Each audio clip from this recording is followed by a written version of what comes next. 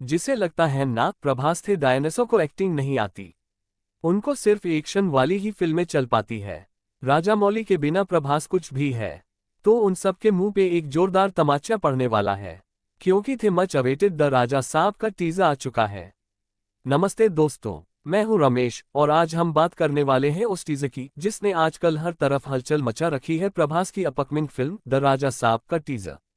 उससे पहले अगर आप चैनल पर नए हैं या फिर आपने अभी तक चैनल को सब्सक्राइब नहीं किया है तो पहले चैनल को सब्सक्राइब करें और साथ ही लाइक और शेयर करना मत भूलना। बाहुबली के बाद प्रभास कई बड़े प्रोजेक्ट्स में दिखे पर कुछ फिल्मों ने फैंस को थोड़ा निराश भी किया। ऐसे में द राजा साहब एक हॉरर कॉमेडी जॉनर में उनका पहला कदम है और इसका टीजर क्या धमाल मचा रहा है, आइए देखते हैं। क्या ये वही वापसी है जिसका हम इंतजार कर रहे थे? तो दोस्तों, जैसे ही द राजा साहब का टीजर शुरू होता है, एक रहस्यमयी पुरानी हवेली का दृश्य हमें अपनी ओर खींचता है। चारों तरफ घना जंगल, खामोशी और एक ऑमनस अशुभ फील। यहीं से समझ आ जाता है कि कहानी में भूतिया ट्विस्ट तो पक्का है।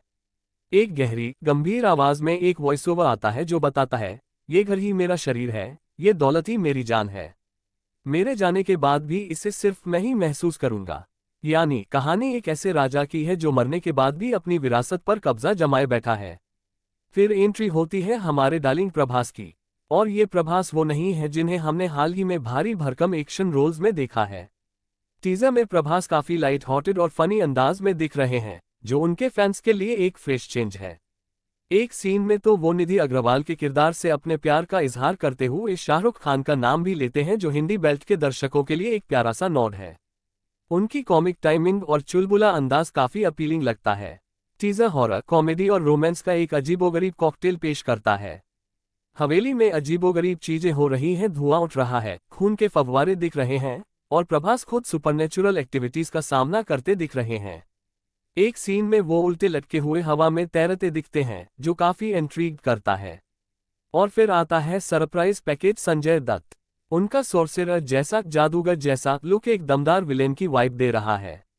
हालांकि उनकी झलक कम है, पर उनका अपीयरेंस कहानी में एक डार्क एलिमेंट जोड़ने का वादा करता है। मालविका मोहनन और निधि अग्रवाल भी टीजर में अपनी प्रेजेंस दिखाती हैं, पर उनके कैरेक्टर्स के बारे में ज्यादा रिवील नहीं होता। थमन एस का बैकग्राउंड स्कोर जबरदस्त है। वो फिल्म के हॉरर और कॉमेडी दोनों एलिमेंट्स को बखूबी सपोर्ट करता है।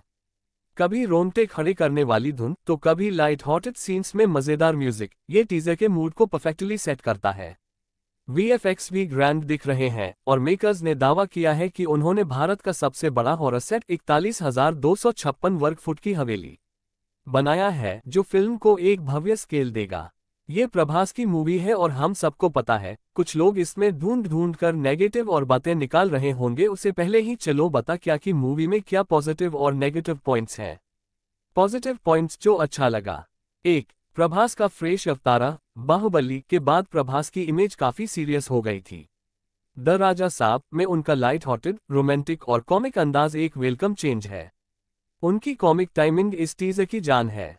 2. हॉरर कॉमेडी का अनोखा मिश्रण। ये जॉनर साउथ इंडियन सिनेमा में काफी पॉपुलर है, जैसे कंचना फ्रेंचाइज। प्रभास को इस जॉनर में देखना नया है और टीजर में हॉरर और कॉमेडी का बैलेंस इंट्रीगिंग लग रहा है। 3. भव्यता और वीएफएक्स। टीजर में ग्रैंड विजुअल्स और वीएफएक्स का इस्तेमाल साफ दिखता है।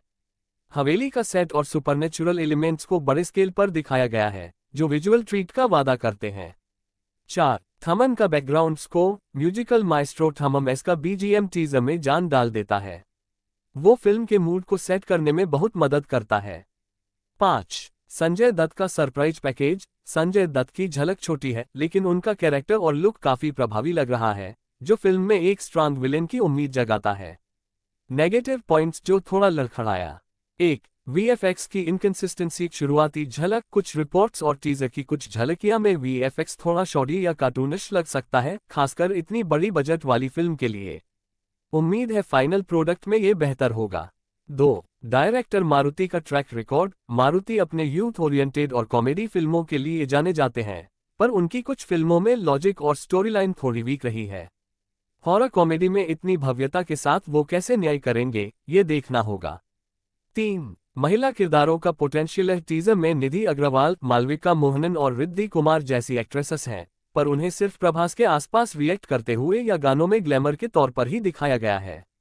उम्मीद है फिल्म में उनके किरदारों को ज्यादा डेप्थ मिलेगी। 4. कुछ क्रिंगे लगने वाले डायलॉग्स। कुछ लोगों को प्रभास के कुछ पिकअप लाइंस या डायलॉग्स थोड़े क्रिंगे लग सकते हैं, जो हॉरर कॉमेडी के नाम पर सिर्फ चीप ह्यूमर लग सकता है।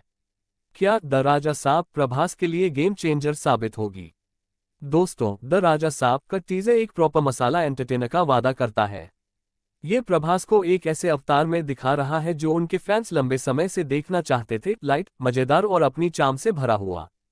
हॉरर, कॉमेडी और रोमांस का ये फ्यूजन अगर सही तरीके से एग्जीक्यूट हुआ तो प्रभास के लिए ये एक बड़ी वापसी साबित हो सकती है। कंजूसी नहीं, कंबाइनिंग है। हॉरर के साथ कॉमेडी का तड़का, प्रभास का स्वैगर और भव्य सेट, ये सब मिलकर एक ऐसी फिल्म बना सकते हैं जो सिर्फ एंटरटेन ही नहीं करेगी बल्कि बॉक्स ऑफिस पर भी गदर मचाएगी। खासकर जब कल की 2898 ईस्वी जैसी ग्रैंड फिल्मों के बीच प्रभास इस तरह की फ्रेश जॉनर में आ रहे हैं तो उत्सुकता और बढ़ जाती है। दिसंबर 5, 2025 को ये फिल्म तेलुगु, हिंदी, तमिल, कन्नड़ और मलयालम में पैन इंडिया रिलीज होगी। मुझे तो इस हॉरर कॉमेडी के लिए काफी उम्मीदें हैं।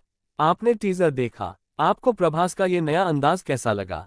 और क्या आपको लगता है द राजा साहब बॉक्स ऑफिस पर छा जाएगी? कमेंट्स में जरूर बताना। और हाँ, अगर ये रिव्यू पसंद आया तो वीडियो को लाइक करना, शेयर करना और स्क्रॉल विद रमेश को सब्सक्राइब करना मत भूलना। उस बेल आइकन को भी दबा देना ताकि आप कोई भी ऐसी धमाकेदार अपडेट मिस न करें।